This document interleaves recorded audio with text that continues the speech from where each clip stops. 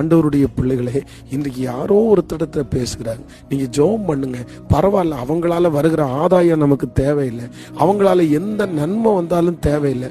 அந்த நன்மை மாதிரி இருக்கும், ஆனா அந்த நன்மை ஒரு பெரிய தீமையா மாறும்.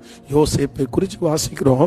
போத்திபாருடைய மனைவி கெட்டவங்கன்னு தெரிஞ்சு அட்ஜஸ்ட் பண்ண பார்க்கிறாரு. சரி பார்ப்போம், கொஞ்ச நாளைக்கு தாக்கு பிடிப்போம். ஆனா ஒரு காலகட்டத்தில் இந்த கெட்ட குடும்பத்துல இருக்க முடியாதுன்ற ஒரு சூழ்நிலைக்கு வந்துட்டாரு. பரவாயில்ல, உயிரே போனா கூட பரவாயில்ல, நஷ்டமானா கூட பரவாயில்ல, தப்பா நினைச்சா கூட பரவாயில்ல, இனி பேசாட்டி கூட பரவாயில்ல, அடிச்சா கூட பரவாயில்ல, சிறைச்சாலைன்னா கூட பரவாயில்ல, இவங்களோட இனி சவகாசம் வைக்க மாட்டேன்னு யோசேப்பு என்னைக்கு முடிவெடுத்தாரோ அன்னைக்கு தான் அவருடைய வளர்ச்சியினுடைய அடுத்த படிக்கு போனாரு.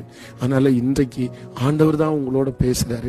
இந்த ஞானம் வரணும். எத்தனை அடிபட்டாச்சு, எவ்வளவு பாடுபட்டாச்சு, இன்னும் திருந்தாம இருந்தா, அவன் மோசமானவன் தெரிஞ்சு இவ்வளவு நஷ்டப்படுத்தினதுக்கு அப்புறம் இன்னும் திருந்தாம இருந்தா எப்படி ஆண்டவர் உங்களை நடத்த முடியும்? அதனால அந்த ஞானம் உங்களுக்கு வரட்டும். நான் உங்களுக்காக ஜெபிக்கிறேன்.